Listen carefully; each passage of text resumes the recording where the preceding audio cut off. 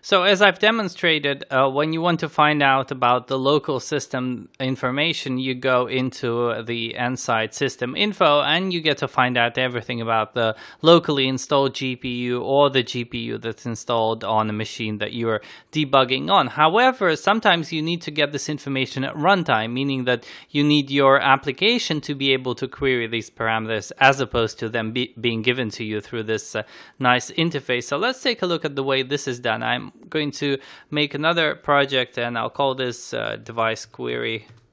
All right, so let me get rid of everything that's been generated for us here, and we're going to use IOStream.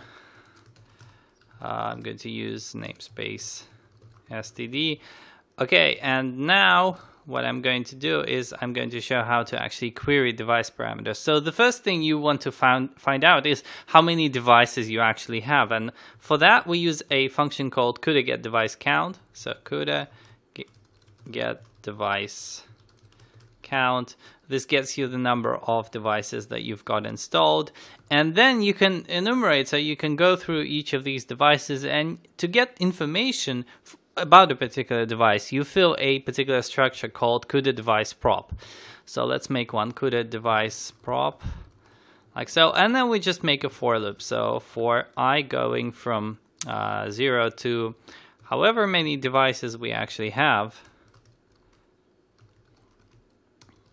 So first of all, we have to fill in the prop structure, and for that we do CUDA get device properties, which takes a pointer to the structure and the index of the device that you're actually querying.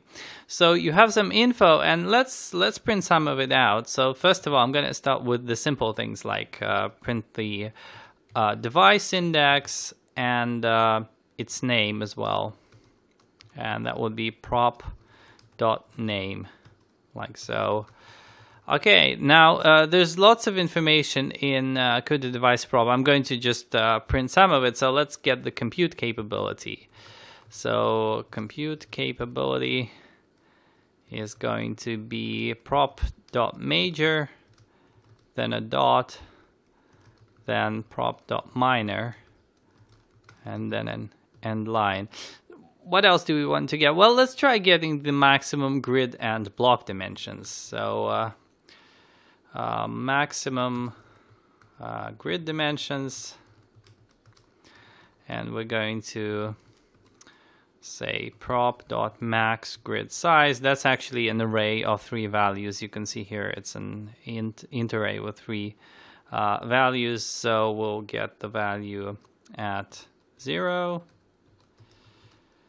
by, and then let's just do this 2 more times. So we'll get the value at 1, we'll get the value at 2, and then just a closing brace and an end line. And let's do the same for block dimensions. So here I'm going to just replicate this, and this will be block max block dimensions. So in this case, instead of using max grid size, we're going to use max threads dim. So let me select this and type threads dim.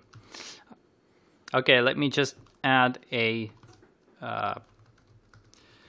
return statement. Let's add a well, not in this location, obviously. Let's add a return statement here. Let's also add a get char so we don't miss it, and run this. Alright, so on my current machine I have one device, the NVS3100M. It's got a compute capability of 1.2. The maximum grid dimensions are 65535 by 65535 by 1, because I can only use a 2-dimensional grid, and the maximum block dimensions are 512 by 512 by 64.